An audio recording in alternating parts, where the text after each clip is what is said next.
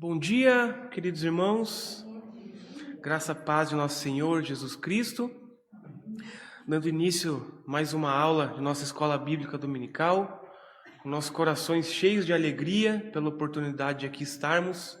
Começaremos esse dia, esse momento com uma oração. Senhor Pai, Deus amado, Tu és um Deus de graça, Tu és um Deus de misericórdias. Tu cuidaste de cada um de nós, Pai, Teus filhos, para aqui estarmos, ó Deus, na Tua presença. Por favor, Senhor, nos dirija nestes próximos momentos, nos ajude, Pai, a compreendermos melhor das Tuas coisas, que o Teu Espírito Santo fale com cada um de nós aqui nesse momento, ó Pai. Te agradecemos por essa oportunidade e pedimos que esteja à frente de todas as coisas. Assim nós clamamos o nome santo de Jesus. Amém. Então, irmãos, dando sequência em nossos estudos em hamartiologia ou doutrina do pecado, né? Na aula anterior nós vimos como que uma visão geral de vários pontos que nós iremos abordar com um pouco mais de atenção nesta e nas próximas aulas. E nós frisamos principalmente a questão dos atributos de Deus. E por que nós fizemos isso? Justamente porque nós precisamos diferenciar Deus como sendo o Criador de todas as coisas, mas colocando não como o Criador do mal. Deus, de fato, sendo soberano, podendo inclusive utilizar o pecado para a sua própria glória, não há problema nisso, porque o pecado está no homem, o pecado está no mundo, e Deus pode ser glorificado por toda a história da humanidade, mas Deus de maneira alguma pode ser o criador do pecado.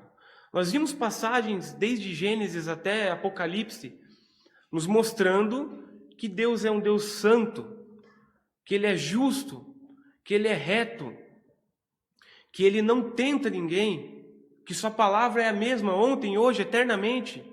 A Sua própria natureza se confunde com o tempo. Portanto, Deus ele não muda. Deus não está alheio a todas as coisas que acontecem na humanidade, na história do mundo. E não é pego desprevenido. Mas Deus usa todas essas coisas para a glória de Seu santo nome. Então, agora nós faremos o seguinte. Nós vamos ver, primeiramente, um resumo dos capítulos iniciais de Gênesis, Gênesis 1, 2 e 3. Na verdade, uma visão geral sobre Gênesis 3, e a nossa aula especificamente hoje será sobre Gênesis 3. Então eu convido os irmãos a abrirem suas Bíblias no capítulo 3 de Gênesis, que vai mostrar a queda do homem.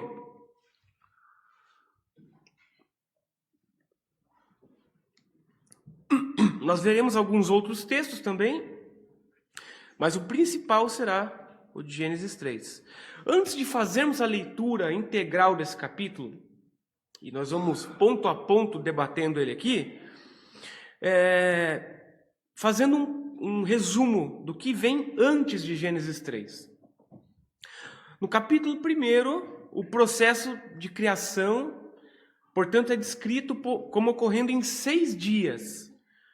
Deus cria o universo, cria a luz, cria o firmamento, cria a terra seca, cria o mar, cria a vegetação, os corpos celestes, os animais marinhos, as aves, os animais terrestres. E, por fim, o homem e a mulher são criados à imagem e semelhança de Deus. No 7º dia, Deus descansa e abençoa esse dia como um dia de repouso, que hoje nós conhecemos como o dia do Senhor. Já no capítulo 2, o relato da criação ele é recontado, com foco na criação do ser humano. Adão é criado do pó da terra e Deus lhe dá vida soprando em suas narinas. Adão então é colocado no jardim do Éden, onde recebe a responsabilidade de cuidar do jardim e a ordem de não comer do fruto da árvore do conhecimento do bem e do mal. Ou seja, antes do capítulo 3, em que o pecado acontece de fato, é dada a ordem a Adão para que não se alimente do fruto daquela árvore. Ou seja, o homem poderia dispor de todas as árvores, de toda a criação ao redor, menos, dessa árvore do conhecimento do bem e do mal e da árvore do conhecimento da vida.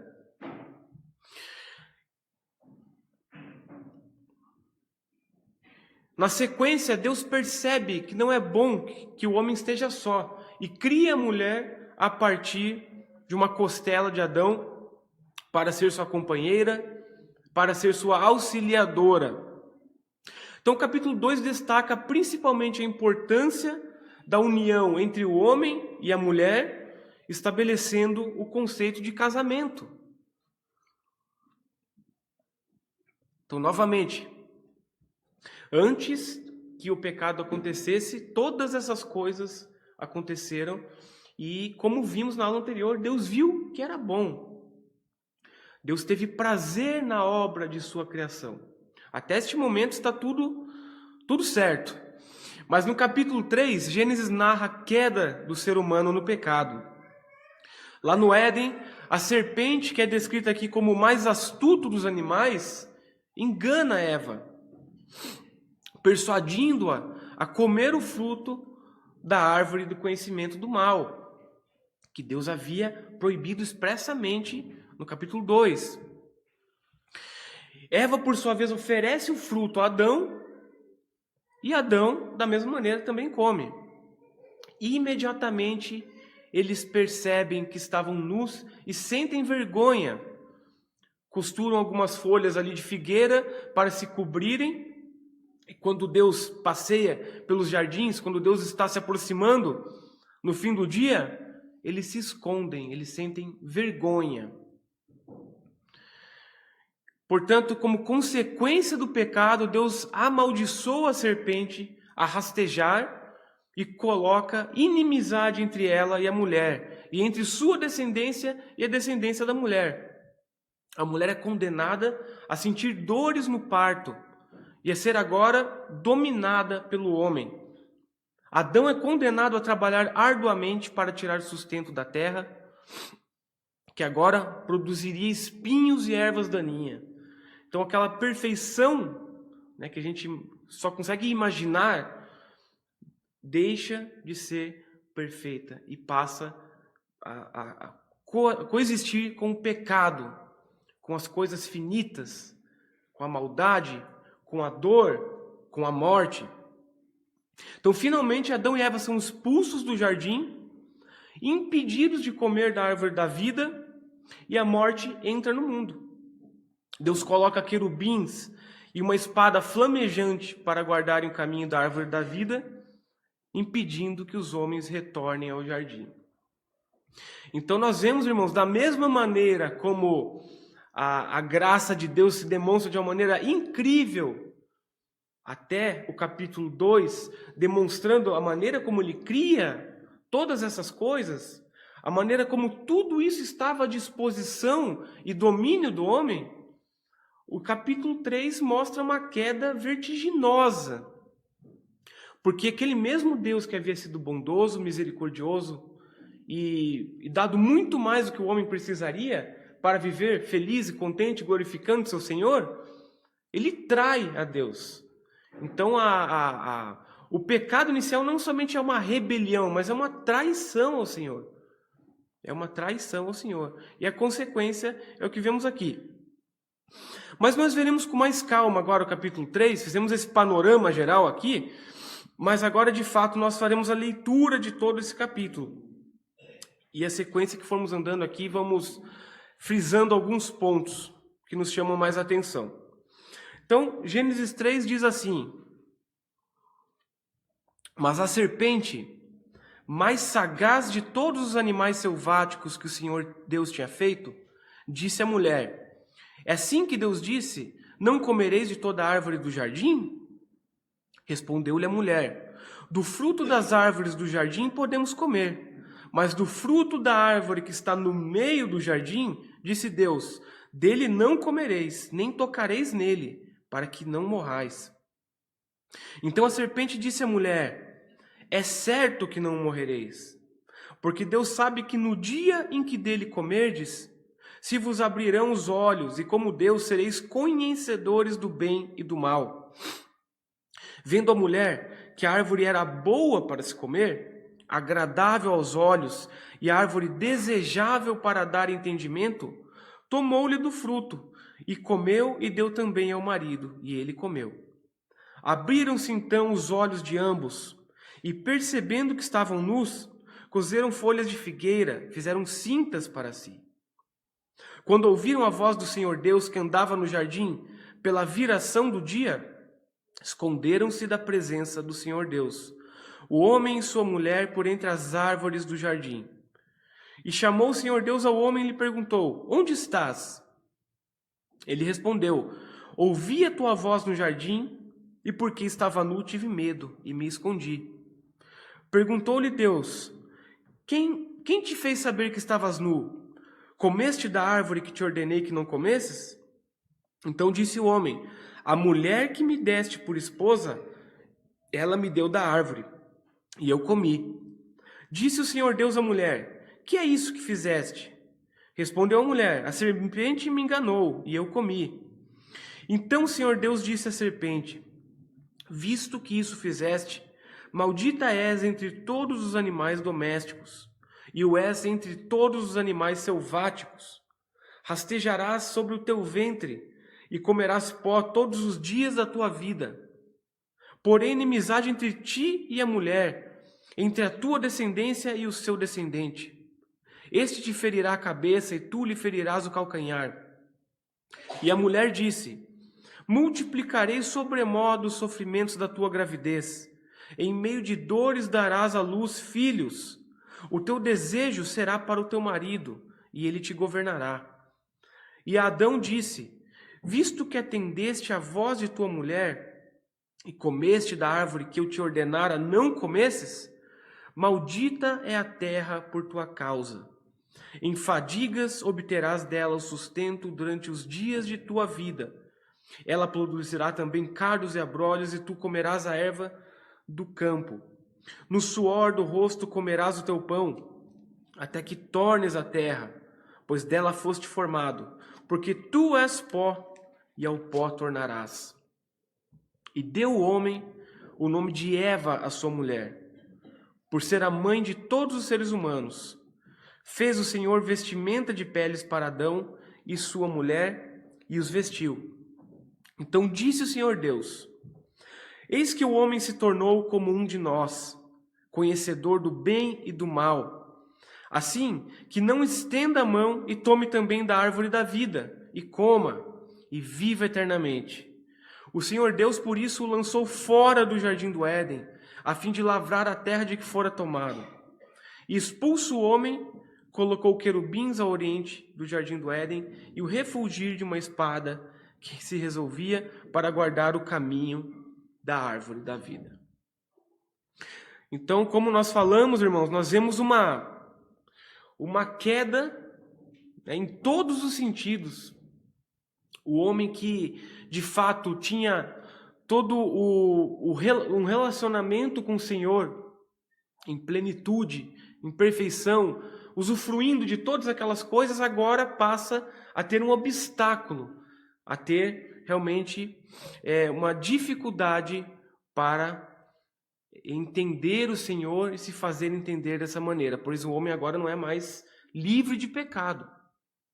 Então, Gênesis 3 nos mostra 3 coisas que eu acho que são essenciais para que a gente entenda essa questão do pecado, né? Todos os outros textos que nós veremos em outras aulas dependem de um entendimento acerca disso.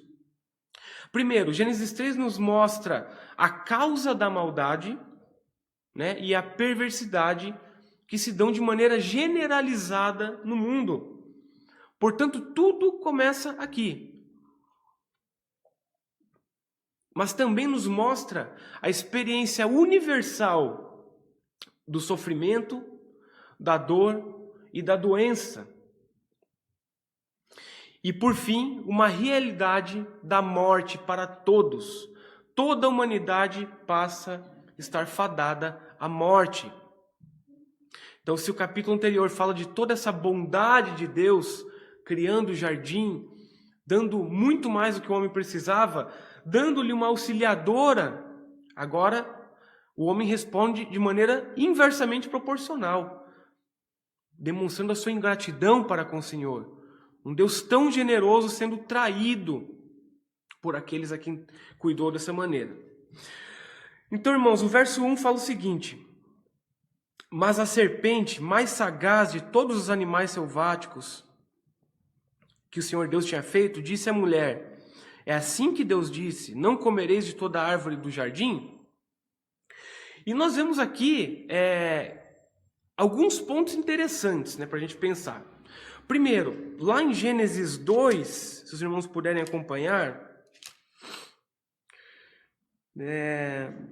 Gênesis 2:16. Melhor, 15 já nos mostra. Tomou, pois, o Senhor Deus ao homem e o colocou no jardim do Éden, para o cultivar e o guardar. Daí no 16 ele fala: e o Senhor Deus lhe deu esta ordem: de toda árvore do jardim comerás livremente, mas da árvore do conhecimento do bem e do mal não comerás, porque no dia em que dela comeres, certamente morrerás. Na sequência, a gente vê no verso 18 até o verso 25, é descrita a formação da mulher. Ou seja, a ordem que Deus havia dado ao homem, ele o fez exclusivamente a Adão, pois Eva não havia sido criada até então. O que nos dá essa noção, essa impressão de que a ordem havia sido passada de Adão para Eva, posteriormente. Não havia sido dada diretamente por Deus a Eva, ou a Adão e Eva. Mas o homem havia passado à mulher essa orientação prévia do Senhor. E a serpente, como é dito aqui, de maneira sagaz, de maneira astuta, vai ter com a mulher, não com o homem, que havia recebido essa ordem diretamente. Este é um ponto interessante para nós pensarmos. A serpente não se dirige ao homem que havia recebido esta ordem diretamente de Deus, mas vai justamente sobre a mulher, para que gerasse dúvida, para que tivesse esta oportunidade de enganá-la, de tentá-la, de fazê-la incorrer em algum tipo de erro e ocasionando este pecado. Então a serpente, como se não soubesse de nada, e certamente ela demonstra que ela conhece essa história, que de alguma maneira ela sabe acerca disso tudo, ela pergunta: não comereis de toda a árvore do jardim? Como se Deus tivesse dito, vocês não podem comer de nenhuma dessas árvores aqui. Em momento algum Deus faz isso. Então, de maneira realmente maliciosa, a serpente pergunta para a mulher: então quer dizer que vocês não podem comer de nenhuma dessas árvores que estão aqui no jardim? E a mulher responde: do fruto das árvores do jardim podemos comer, mas do fruto da árvore que está no meio do jardim, disse Deus, dele não comereis, nem tocareis nele, para que não morrais. E se a gente olha lá no verso 16 e 17 do capítulo 2, a ordem que Deus dá é a seguinte: de toda árvore do jardim comerás livremente, mas da árvore do conhecimento do bem e do mal não comerás. Aqui a mulher já diz, de uma maneira como que estendendo o mandamento de Deus: dele não comereis, nem tocareis nele. Ou seja, demonstrando que apesar da serpente estar tentando colocar uma dúvida na cabeça da mulher, ela tem este mandamento, ela tem isso por certo, e demonstra talvez até um temor aqui de ir contra a vontade do Senhor. Deus disse que não poderiam comer do fruto da árvore. E ela já está dizendo que não poderiam comer e nem tocar nesse fruto. Mesmo assim, a serpente segue adiante, A serpente disse à mulher, verso 4, é certo que não morrereis. Porque Deus sabe que no dia em que dele comerdes, se vos abrirão os olhos, e como Deus sereis conhecedores do bem e do mal. Então a serpente, de maneira astuta, ela busca alguma maneira de gerar uma dúvida na mulher, ou então talvez de gerar uma curiosidade acerca deste conhecimento do bem e do mal. Porque se os homens estavam em plenitude aqui vivendo dessa maneira, se o jardim era repleto de árvores e eles dispunham de todas essas coisas, por que é que eles precisavam de algo mais? Eles não precisavam. E é justamente aqui que o inimigo irá tentar a humanidade, representada na mulher. E a partir desse momento, o trem começa a descarrilhar. Verso 6, vendo a mulher que a árvore era boa para se comer, agradável aos olhos e árvore desejável para dar entendimento, tomou-lhe do fruto e comeu, e deu também ao marido e ele comeu. Verso 6, né? Então, o grande questionamento, né? Vendo a mulher que a árvore era boa para se comer, agradável aos olhos, é impossível a gente não pensar em toda essa riqueza da criação do Senhor, à disposição do homem e da mulher, e como que algo assim diferente pode ser agradável aos olhos a ponto de quebrar o mandamento de Deus? Então realmente é uma obra do inimigo aqui. Nós vemos aqui que a serpente, e iremos nos ater a isso dentro de instantes, quem é essa serpente? Ela atua de maneira maligna, nos mostrando que não é justamente neste momento que a maldade ou que o pecado começa na existência de todas as coisas. Mas em algum momento entre a criação do homem e a criação de todas as coisas e este momento, há de fato uma rebelião, há de fato, né, uma insurgência contra o Senhor em nível celestial. Portanto, nós devemos nos perguntar, quem é esta serpente?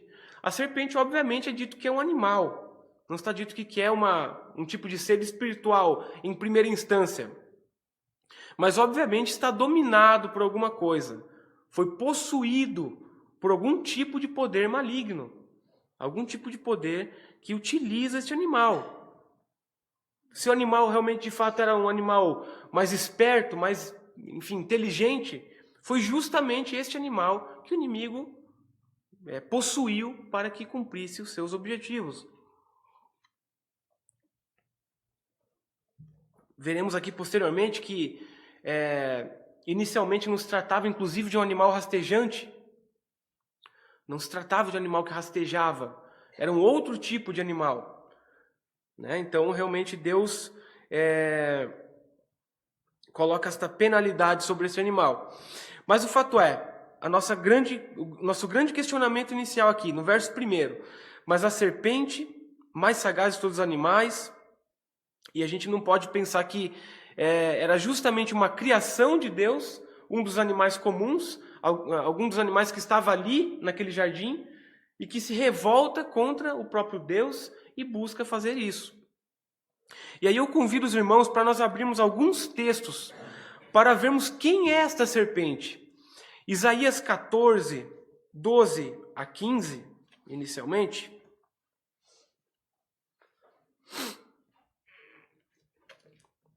É feita aqui uma analogia com o reinado da Babilônia,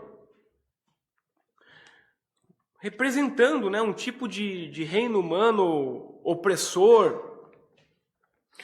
E é feita essa analogia com a queda do próprio Satanás, nos mostrando quem é que estava por trás dessa serpente. Alguns acreditam, né? Inclusive eu citei isso na aula passada de maneira bem breve. Algumas seitas acreditam que a serpente deve ser reverenciada, porque ela é justamente quem trouxe esta capacidade do homem entender o bem e o mal, dele ser iluminado pelo conhecimento, dele poder tomar o seu lado mais racional como aquele que irá dirigir todas as coisas, seus pensamentos, seus atos. E é terrível. Nós veremos quem é esta serpente. Verso 12 e 15, então, diz o seguinte, ó. Como caíste do céu, ó estrela da manhã, filho da alva, como foste lançado por terra, tu que debilitavas as nações, tu dizias no teu coração, eu subirei ao céu, acima das estrelas de Deus, exaltarei o meu trono, e no monte da congregação me assentarei, nas extremidades do norte. Subirei acima das mais altas nuvens e serei semelhante ao Altíssimo. Contudo, serás precipitado para o reino dos mortos, no mais profundo do abismo. Tem alguns pontos aqui interessantes. Quando fala das extremidades do norte, né? Temos até alguns salmos que citam isso, que se refere diretamente à cidade do grande Deus, o local onde Deus fica, onde Ele mora, a sua morada, né? Então, este ser, né, ele buscava se assentar, né, nas extremidades do norte, nesses locais, tomar o lugar do próprio Deus, subir acima das mais altas nuvens, como é dito aqui, serei semelhante ao Altíssimo.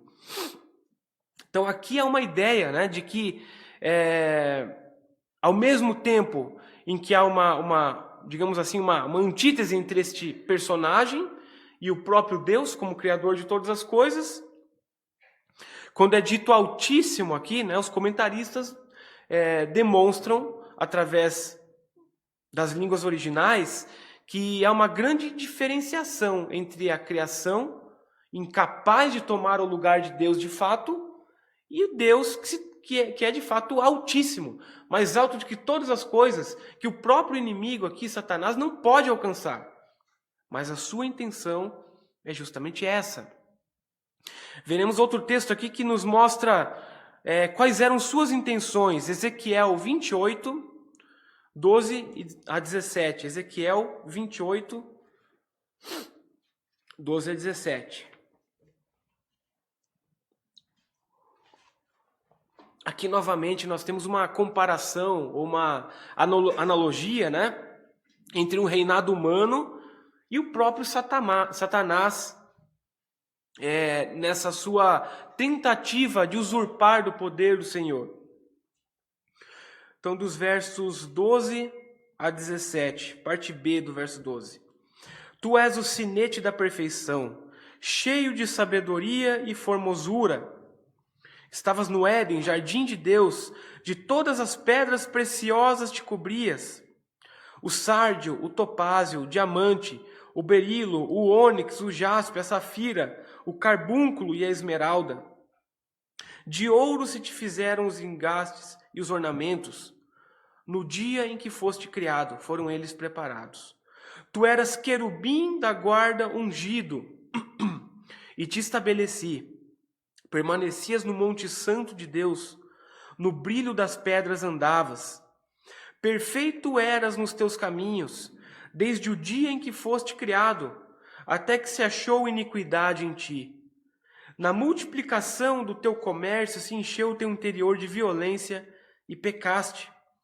Pelo que te lançarei profanado fora do monte de Deus e te farei perecer, ó querubim da guarda, em meio ao brilho das pedras. Verso 17 é importante. Elevou-se o teu coração por causa da tua formosura, corrompeste a tua sabedoria por causa do teu resplendor. Lancei-te por terra diante dos reis, te pus para que te contemple. Então, nós vemos aqui que Satanás ele era um tipo de ser celestial diferente, né? Ou maior do que os demais anjos, os anjos normais, digamos assim, né? Nós não temos exatamente uma descrição disso, nós não temos uma explicação mais profunda, mais aprofundada, mas de maneira bastante assim superficial, as Escrituras nos mostram isso, que este ser ele possuía de fato características especiais, que ele também havia recebido da parte do Senhor dessa graça, né, em sua criação. Ele possuía uma função importante. Verso 14 fala, tu eras querubim da guarda ungido. Né? Então os querubins eles são representados como criaturas angelicais dotados de uma glória especial, né? Responsáveis pela proteção desses locais santos do Senhor. Eles tinham uma função importante dentro dessa ordem. Mas nós vemos no verso 17: elevou-se teu coração por causa da tua formosura, rompeste a tua sabedoria por causa do teu resplendor. E nos mostra que este ser, mesmo em âmbito celeste, ele é tomado por seu orgulho, ele é tomado por essa natureza destrutiva do orgulho, de olhar para si mesmo, de buscar ser maior que o próprio Deus, né? Um coração exaltado pelas próprias qualidades, que distorce de fato a visão acerca de si mesmo e levando a entrar em rebelião contra os santos dos santos, né? E este Satanás é o mesmo que irá então rebelar-se contra o Senhor e junto com outros anjos serão expulsos do céu. Nós não sabemos em que momento tudo isso acontece, mas entre a criação do homem e entre Gênesis 3, é muito provável que tenha sido este momento. Então, após toda aquela criação maravilhosa que o Senhor faz, após a graça do Senhor em conceder ao homem que estava só, usufruindo de tudo isso, de uma mulher criada a partir de si mesmo, uma auxiliadora, uma companheira, com a única ordem de não comer do fruto da árvore do conhecimento do bem e do mal,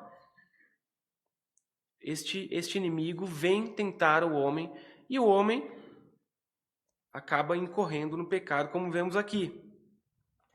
Voltando lá em Gênesis 3.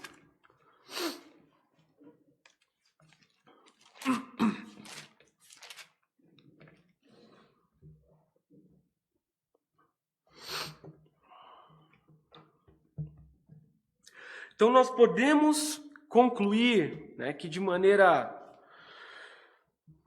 não tão clara assim, as Escrituras nos mostram que esta serpente, ela era de fato este inimigo, este que se rebelou contra Deus, este que, neste âmbito celestial, imaginem, irmãos, né? Estes seres ao redor do Senhor, usufruindo de sua presença, a glória de Deus resplandecendo sobre estes seres, né? E mesmo em meio a isso, este ser pensa mais de si mesmo do que deveria e busca ser maior do que o próprio Deus, aquele que está no centro de todas as coisas. E a maneira mais torpe, mais terrível que ele poderia fazer era justamente deturpar a criação do Senhor. Deus havia dito que a criação era agradável, que o que ele havia feito lhe dava prazer, pois este ser vem justamente para estragar tudo isso. Portanto, o que Gênesis 3 relata é um episódio terrível, em que o homem justamente vai cair nessa armadilha, nessa tentação e destruir tudo aquilo que Deus havia feito de maneira tão imaculada. E nós vemos aqui, ó, no verso... A partir do verso 4, do verso 2, né?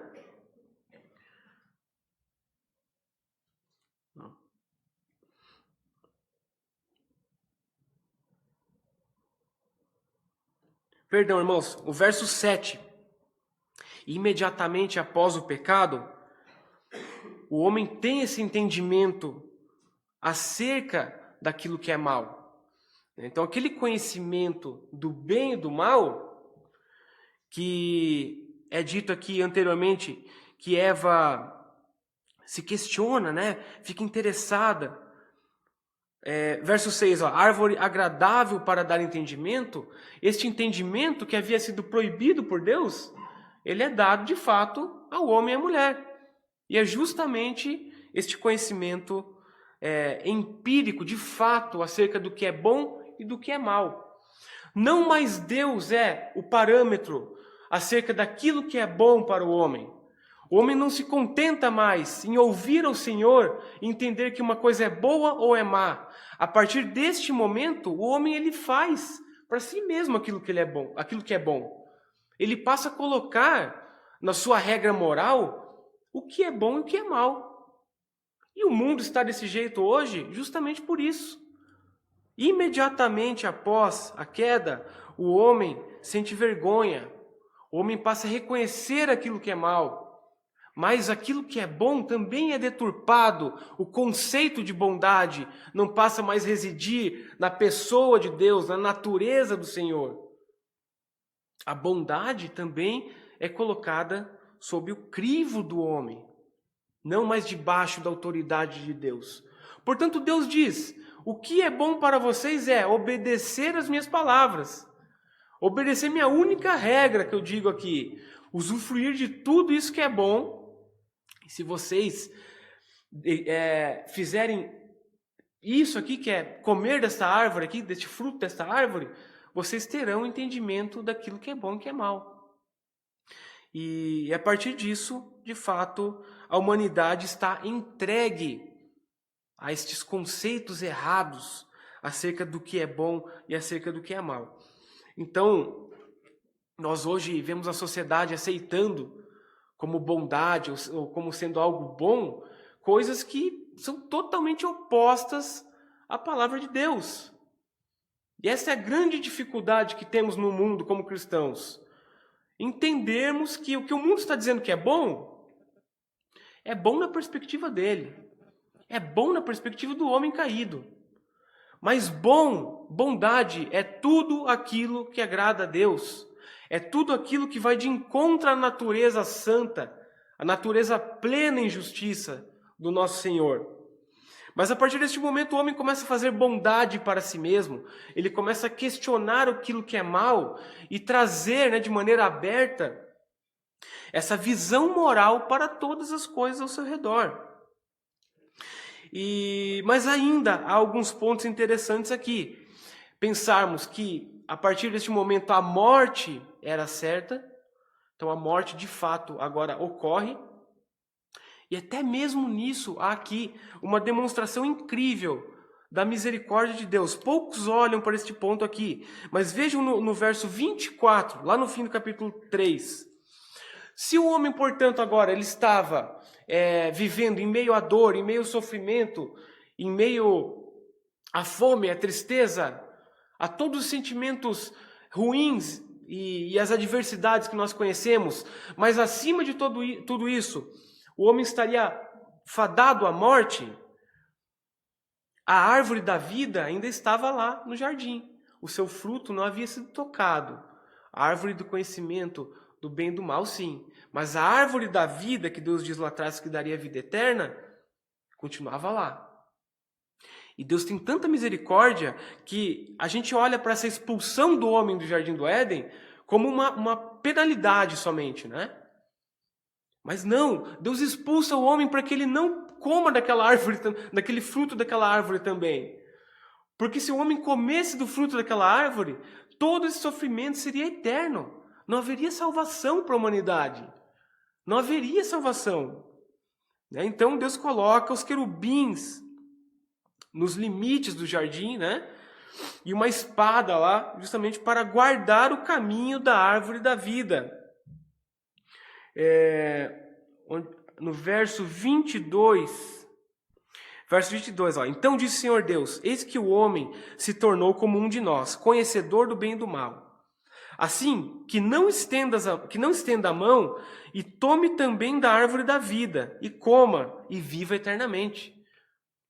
O sofrimento que nós temos nessa vida, e lembrando, tudo que nós passamos nessa vida, todo o sofrimento, as dificuldades que nós temos, é pouco. É pouco, irmãos. Porque a graça comum de Deus está aí. A graça comum de Deus, ela se manifesta no mundo. Não fosse essa graça de Deus, que é aplicada a todas as coisas, o mundo já teria se explodido várias e várias vezes. Já teríamos, uma 5ª guerra mundial aí, né? E sem limites para a maldade do homem. Mas Deus nos dá dessa graça que limita a maldade humana, que limita o sofrimento dos homens. Por mais que em momentos tenhamos sofrimentos terríveis, eventos catastróficos, tudo isso. Mas essa graça continua existindo. Mas nessa perspectiva aqui, o homem tendo caído, tendo pecado diretamente contra Deus, ele ainda assim poderia viver este sofrimento sem limites eternamente. Eternamente. É óbvio que nós entendemos que, de fato, há alguns que serão condenados à morte eterna, né? Isso faz parte. Mas esses versos aqui nos mostram um amor de Deus, uma misericórdia dele para com os seus eleitos, para com os seus filhos. Portanto, ele não aplica esta penalidade, esta eternidade de sofrimento, de realidade existencial a todos os homens agora. Não, porque veremos que Cristo virá justamente para nos livrar. Seguindo aqui, irmãos, inclusive, né, pegando o gancho disso, verso 15 diz: porém, inimizade entre ti e a mulher, se dirigindo à serpente, entre a tua descendência e o seu descendente. Este te ferirá a cabeça e tu lhe ferirás o calcanhar.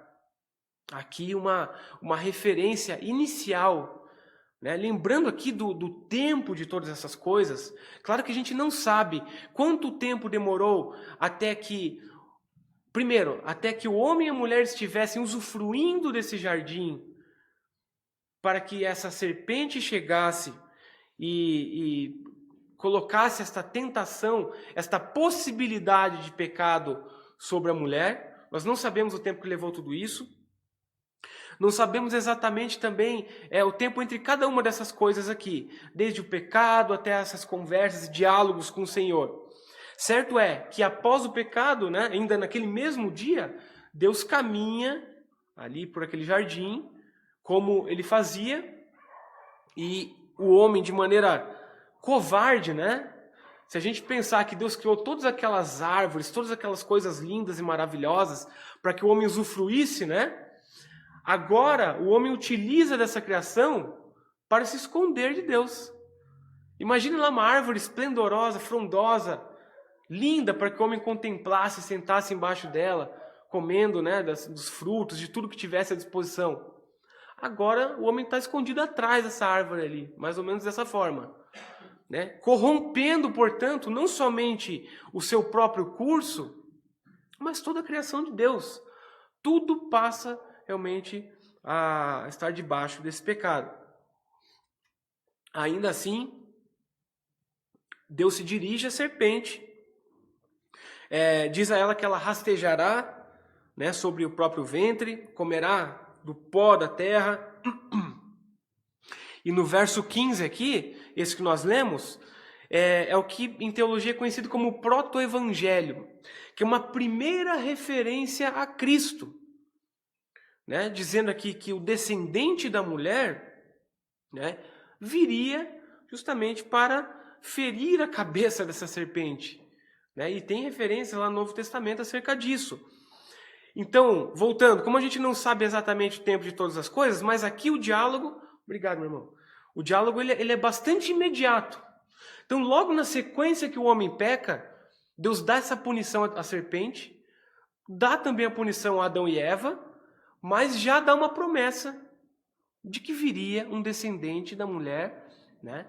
E esse descendente pisaria na cabeça da serpente. Essa serpente, né? Esta entidade maligna aqui, Satanás, que, enfim, desde lá dos ambientes celestiais, ele buscou derrubar o próprio Deus, o Deus Altíssimo, ele não lograria êxito. Então aqui é uma dupla promessa de que ele seria ferido, né, mortalmente, e que este homem que viria da descendência da mulher seria aquele por meio do qual, né, Satanás seria subjugado. Ele não estaria, né, neste patamar de poder, de glória como ele imaginava. Mas não, ele de fato seria subjugado pelo descendente da mulher. Irmão, se alguém quiser comentar alguma coisa, por favor. Eu só estou aqui em cima, não é uma pregação, tá? É porque fica mais fácil de abrir as coisas aqui. Por favor. Algo que você comentou também um pouco antes é que é incrível como mostra a graça de Deus todo momento. É quando eles comeram, eles não morreram imediatamente. Foi Deus e deu uma punição que foi extremamente leve comparado ao pecado dele. Depois deu aqui já o Evangelho, né, apontando para Cristo. Depois matou animais para cobrir a vergonha deles. Depois impediu eles que eles entrassem. Então muitos olham para esse texto e pensam, nossa, que punição severa Deus deu para o homem. Agora ele tem que trabalhar com suor e tudo mais, a mulher tem que dar luz a dores. Mas a gente vê só a graça de Deus sempre ter falado em todos os momentos. Então é impressionante sempre como Deus mostra misericórdia mesmo quando ele poderia justamente aniquilar o homem imediatamente. É verdade, irmão. O que seria justo, né? Se a gente olhar nessa perspectiva de que, como vimos na aula anterior, né? Que Deus ele é santo, que ele é 100% santo, não há mácula alguma nele. Ele não coexiste com o pecado. Ele é um Deus justo, ele é um Deus reto em seus caminhos. Ele não muda, ele é perfeito. E no âmbito de tudo isso, imaginar o homem cometendo uma atrocidade dessa contra Deus. Né? Porque de fato foi isso que o homem fez. O pecado de Gênesis 3, e esse aqui é um ponto especial para nós, é um evento terrível, apesar da graça, como o presbítero Daniel nos mostra, né? Mas é um evento terrível, é um pecado digno de morte, de sofrimento eterno. É um pecado praticamente imperdoável, né? Praticamente imperdoável. Pelo menos na nossa perspectiva, tentando entender essa lógica divina, realmente é a primeira demonstração aqui de uma graça que não tem paralelo. O primeiro ponto é, quando Deus cria o homem e concede todas essas coisas a ele, o homem não havia ainda ido contra a palavra do seu Criador. Já é uma graça recebida, obviamente. Mas o homem não havia cometido uma atrocidade. Mas quando, diante de um pecado tão terrível, de algo que atenta contra o próprio Deus, ainda assim, Deus concede de todas essas benesses, né? Primeiro, né? Imaginem esse cenário do homem pecando e sentindo vergonha, sentindo culpa. E o próprio Deus vai lá e concede uma roupa feita a partir de animais, de couro de animais, para que o homem possa se cobrir. Deus cobrindo a vergonha do homem. Deus não precisava fazer esse tipo de coisa. Talvez o homem até merecesse, né, ficar ali realmente nu, para que ele contemplasse o tamanho do seu pecado, o quanto ele havia realmente incorrido nessa transgressão terrível, né, que não havia nenhum tipo de comparação e não havia justificativas plausíveis para isso. Mas Deus, de fato, é esse Deus de graça, né, que vai demonstrando. O que ao longo de toda a história do povo de Deus vai se confirmando e reafirmando. Deus novamente, em meio a grandes pecados do povo de Deus, da humanidade de maneira geral, Deus vai concedendo de sua graça, vai concedendo de sua misericórdia. Deus pune, mas Deus também é misericordioso. A punição por si, né, por vezes ela é meramente didática. Quando o povo fica muito tempo no deserto mesmo, é justamente para aprender a obedecer os mandamentos de Deus, a entender que desde aqui, desde este momento, nós temos essa coceirinha nos ouvidos, né, ou na nossa consciência, para pensar nas possibilidades. Poxa, mas se Deus me deu tudo isso, mas o que será que é aquela outra coisa? Será que, né? É difícil, faz parte da nossa natureza. Nós vemos isso, inclusive, quanto à nossa própria maneira de tratarmos a nossa vida espiritual, por assim dizer, né? Homens que realmente se cansam dessas verdades eternas, né? Tá tudo lindo, tá tudo maravilhoso. Deus deixou aqui sua revelação para nós, sua vontade expressa nas Escrituras, mas vem essa vozinha, né? Como se essa serpente na nossa consciência. Mas de repente a gente colocar alguma outra coisa no culto aí? Vamos botar algum elemento novo, alguma coisa que dê emoção nas pessoas, né? Que faça realmente com que as pessoas sintam mais essa presença espiritual. Então, realmente, o pecado está entranhado em nossa natureza. Entranhado em nossa natureza. Devemos cuidar com isso, irmãos. Alguém mais gostaria de fazer alguma colocação, alguma coisa? Por favor.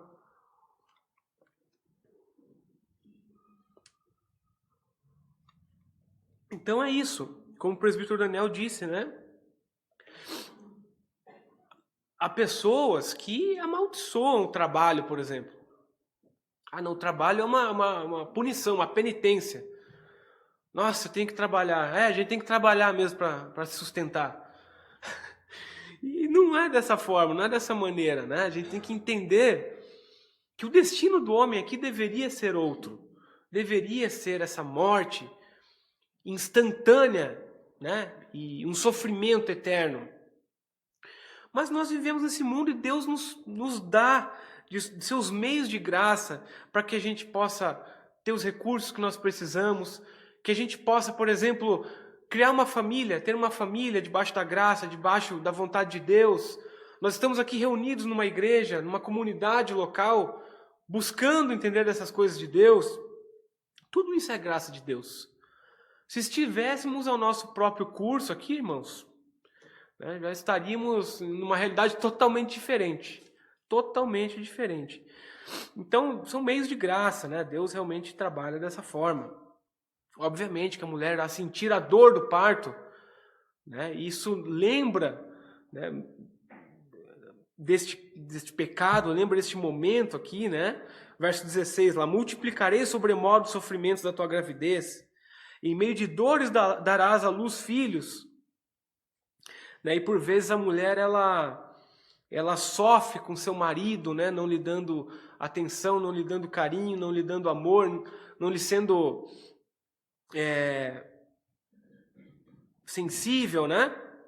O teu desejo será para o teu marido. A mulher está presa ao marido de alguma forma e ele te governará.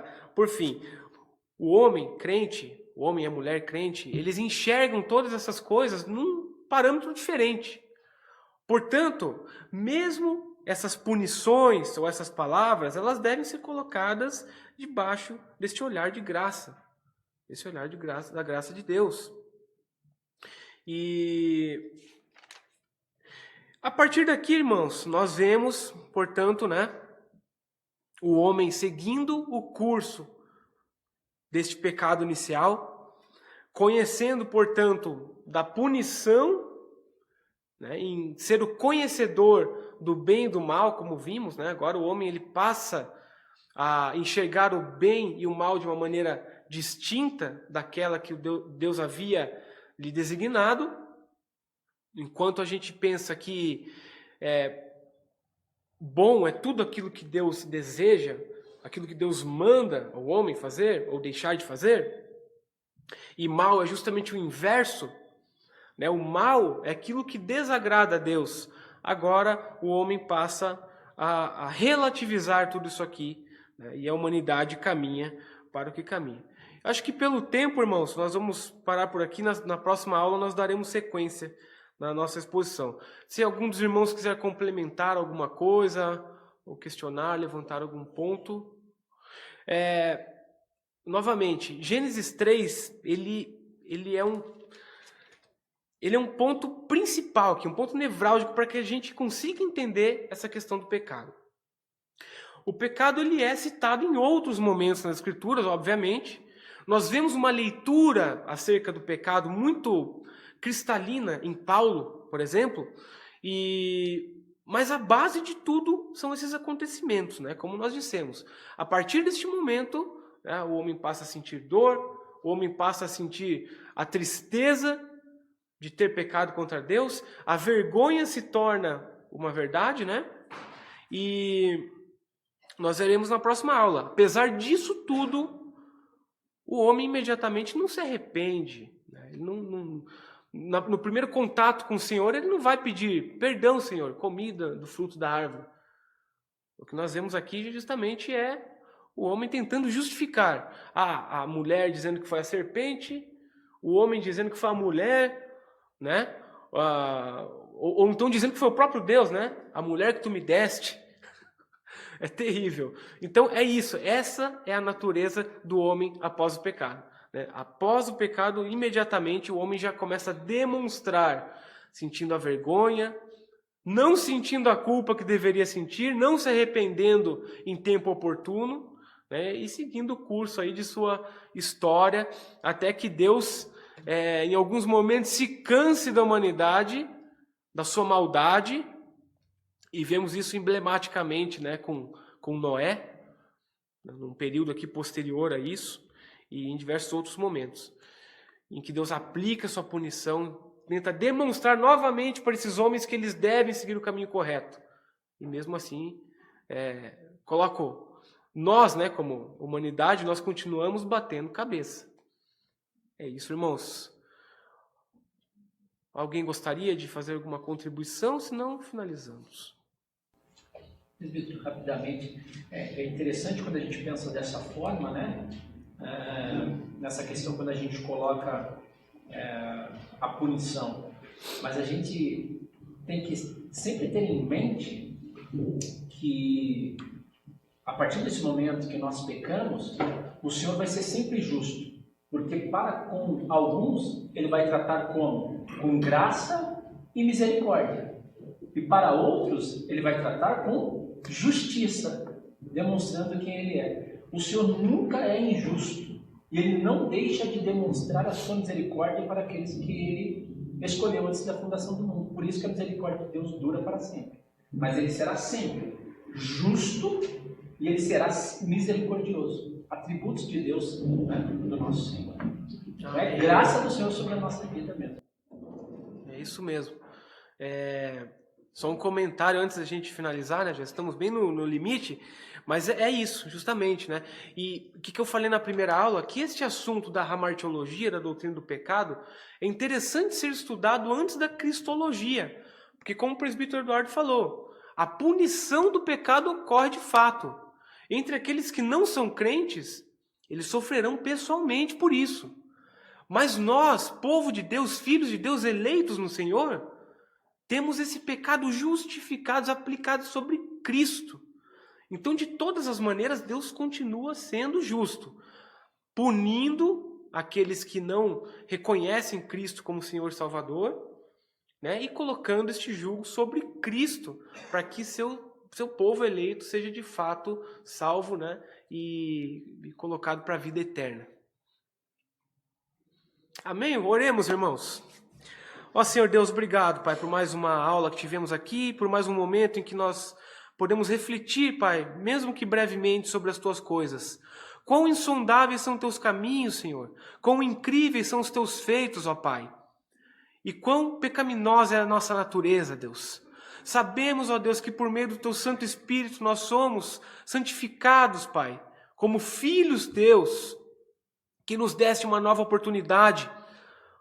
Todavia, nossa natureza inicial é justamente essa, Pai, do pecado, da insurgência contra a Tua vontade, em não obedecer aquilo que Tu desejas, ó Deus. Por favor, Pai, abençoa a Tua igreja, santifique a Tua igreja, ó Deus, nos dê uma noção clara, nos dê uma noção, Pai, adequada acerca daquilo que é o pecado, o quão terrível é este pecado, Pai, que atenta contra a Tua própria natureza, Senhor. Por favor, ó Deus, nos auxilie nisso.